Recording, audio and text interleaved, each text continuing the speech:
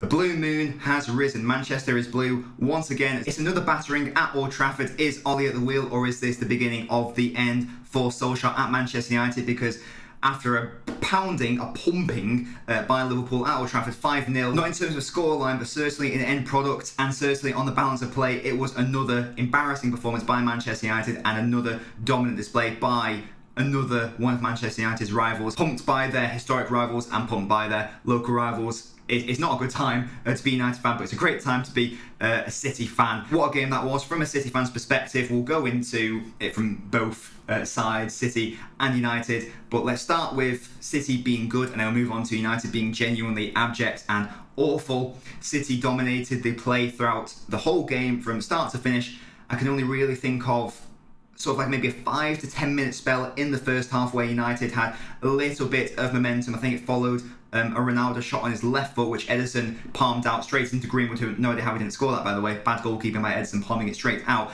Apart from that little spell, I don't think United actually did anything. I don't think City were ever really in any sort of danger throughout the game from United because they created so little. In terms of the man of the match for Man City, I thought it was João Cancelo by a mile. He got the assist for the second goal, that lovely little dink cross into Bernardo Silva, who tucks it away. And then he also got the technical assist for the first goal, the ball that was flashed across goal, and then B felt he needed to get something on it, and he put it into his own net, so he technically got the assist there as well. So Cancelo was absolutely fantastic. Bernardo Silva was also great as well. There was no really bad performances from City. At Old Trafford, you couldn't tell they were away from home, by the way, because they had so much of the ball. All of the best play was coming from them. Defensively, they were strong.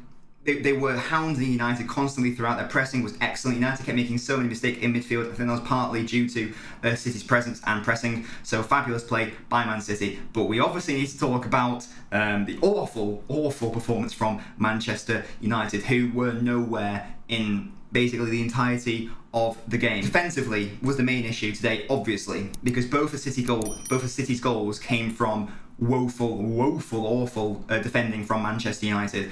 The first goal, Bruno Fernandes, I don't know why, but he can't. I don't know if he can't be asked or he's not being coached to do it, but for some reason he doesn't close down the initial cross from Cancelo and lets him put the ball in. So that's the first defensive error. But then Bay, who is rusty, just puts the ball into the back of his own net. I don't really know what he's doing there. He didn't need to do it because Lindelof was actually the player behind him, so he would have cleared it if Bay missed it. So Bay didn't even need to get anything on it. So Bay messed up the clearance, but also it's bad communication because Lindelof was probably in a better position to clear it. So Lindelof probably should have said, leave, I'm going to clear it. But that wasn't translated or wasn't communicated or whatever, and Bay felt that he had to put something on it, and it was truly tragic defending from Bay, thankfully. And then second goal, very similar situation in terms of awful defending from the fullbacks / wing-backs. We'll get into the formational situation with Manchester United.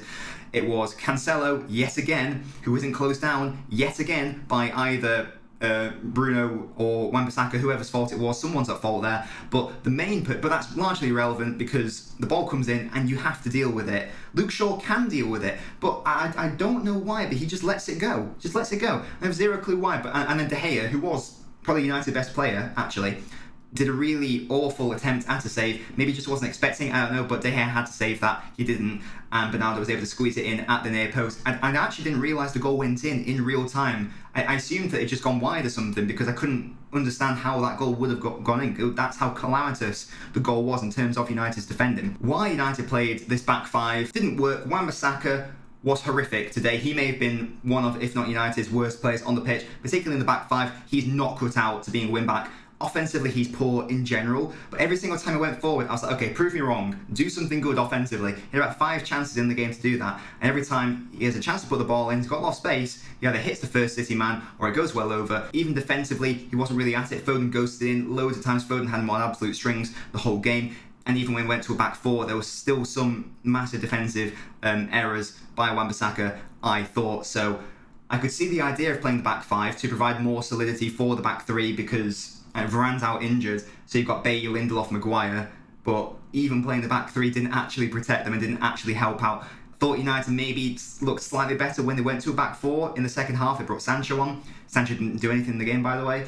But the issue by them was the game was basically over from City's perspective anyway. They were very professional and they were fantastic in the second half in that they didn't even really try to get at United, or certainly not to any sort of degree as the first half, because they knew, well, we're 2-0 up, so why would you risk your 3 points by unnecessarily attacking? Makes much more sense. Just be professional, slow build up, annoy the opposition, try to force them into errors, and that is what happened. And I think it was on the counter attack, actually, Foden really should have made it 3. He hit the just outside of the post, just a couple inches to the left, and it would have been a goal similar to the goal he scored against Liverpool. Even though City did win 2-0 today, their best playmaker, their best attacking creator was United's defence. They didn't create as much as I would have wanted them to do today. 3 big chances in the game. They had an XG of, I think, of around 1.4, and the 2 goals came about due to individual errors from United. So from a City fan perspective, City obviously played very well, very happy with the result, but going forwards, I do hope that they are able to create even more chances and actually finish off those chances. There are going to be more and more question marks about whether Ollie should be sacked. Should he lose his job? Is he good enough to be managing Manchester United after losing in humiliating, embarrassing, I'd say, fashion to Liverpool and Man City at home? I will be doing a future video on the whole Ollie situation in detail, but this is just my short analysis and summary. Ollie is not the right man for United long term. However, sacking him now, I think, would do more damage than good long term. So I think it makes much more sense to keep him in the job until the summer, then sack him, look at other options, assess what's going on, give him the whole season, and then see what we can do. It's not even like they can get Conte now. He's gone to Spurs, and I don't think he would have been a good fit in any event. So, should Ollie be sacked? I don't think he will. Sorry, I don't think he should. Do I think he will be sacked? No, I don't think he will either.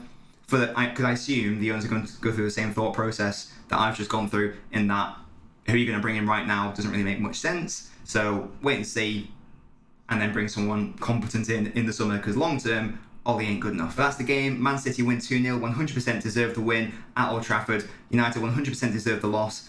They need to sort out their huge variety of issues at that club. I want to say a big thank you to all my supporters on Patreon. They are helping to fund this channel. If you don't know what Patreon is, basically it's a way where you can support your favourite content creators, your favourite streamers, YouTubers, etc.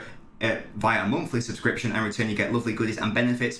So for example, some of the rewards on my tiers on my Patreon include, being able to come in on stream to have your say on a match. You also get priority access to gaming. I'll follow you back on a social media of your platform of your choice, and loads more things like exclusive content, that sort of thing. You can see a full list by going to the Patreon. There'll be a link in the description, but basically it's the best way to help support the channel pretty much, and long term it will be vital in order for me to be able to do this long term and full time.